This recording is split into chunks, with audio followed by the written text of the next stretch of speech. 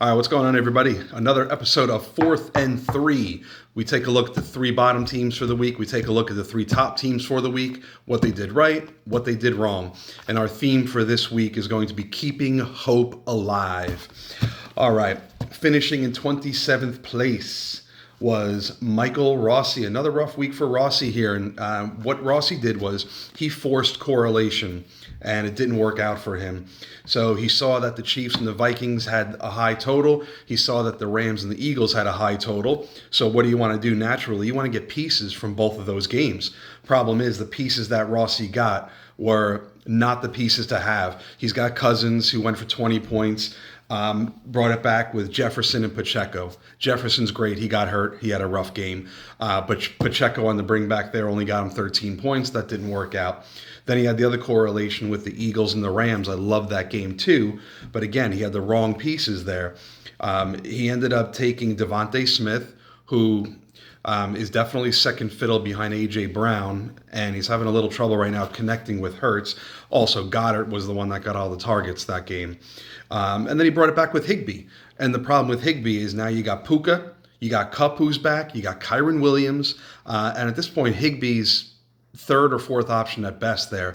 So forcing in that Rams piece, but it didn't work out for him because Higbee just wasn't going to get the looks that he needed. So Rossi, another rough week here. He's in 22nd overall. Rough year for Rossi. In 26th place this week was Mr. Keeping Hope Alive himself, TJ, Tommy. So really is two words for Tommy's team. Dwayne Washington. He's a Steeler player. He's got 2 points all year.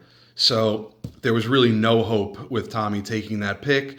I'm guessing that he had to run out the door to get to the golf outing for a good cause. Tommy and his wife there, Courtney, doing some great work.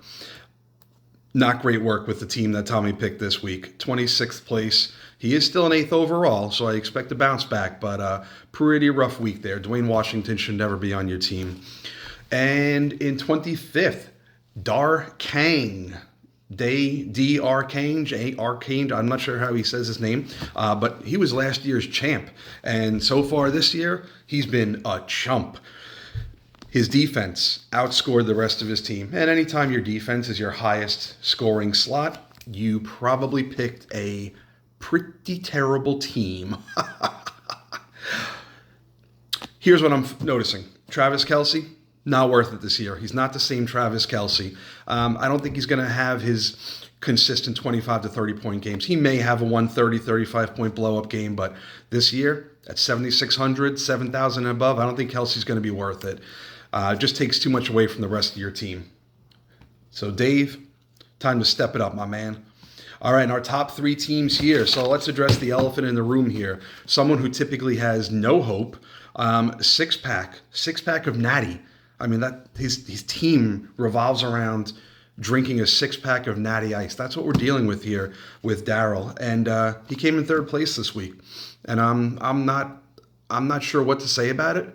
My inclination is that he hired someone, perhaps he bribed him with a 6-pack of Natty to pick his team, because there's no way Daryl is coming up with a team that scores 174 points. Third place, no way. There's no way Daryl knows who Adam Thielen even is anymore. I mean, he picked Marvin Mims, but he came up with Thielen. He's hooked on a Thielen. Chase, which if you didn't have Chase, you weren't winning anything. Swift, Lions D, Bijan, Connor. I don't even know how this team came in third place. It doesn't look very good, but clearly Daryl's not picking this team. He hired someone. I'm going to find out who it was and what he's up to. But he came in third, and he's in 14th overall. I'm in 24th overall. I'm terrible. Daryl should not be ahead of me, so something's got to change this week, or I'm going to lose all hope. Coming in second place was Ray, KRP. Ray is in third place overall. Ray is a heck of a player. He's always there. I don't know what he was thinking. He took Zach Wilson to Ty Conklin, matched that up, had the Denver defense, not the Denver defense, I'm sorry. He actually had Chase and Reek, and he had the Saints defense. Another Saint defensive pick, and they had a huge week. But he matched up Zach Wilson and Conklin and was able to bring that back with Chase and Tyreek Hill. and Chase and Hill went for a combined 90 points. So where he saved, he was able to get the big dogs at wide receiver, and it paid off for him. Great team, Ray. And our winner last week, Tim, winner for Tim, a.k.a. Lincoln 24. He came up with a Dolphin stack, and why not? They had a 30-point total. 30 points. That was the highest total on the board. So why not take at least 2 or 3 Dolphin players? And that's what he did. He did Reek to Hill. He brought it back with Achan. This guy is incredible, this Achan. I think he might be hurt now, though, but what a week. And like a normal Tim team, he picked Devin Singletary, who shouldn't have had any place on his team. So that's more like the Tim that I know. But talking about keeping hope alive here. So Tim was in 24th place before this week. 24th. He's now in 11th.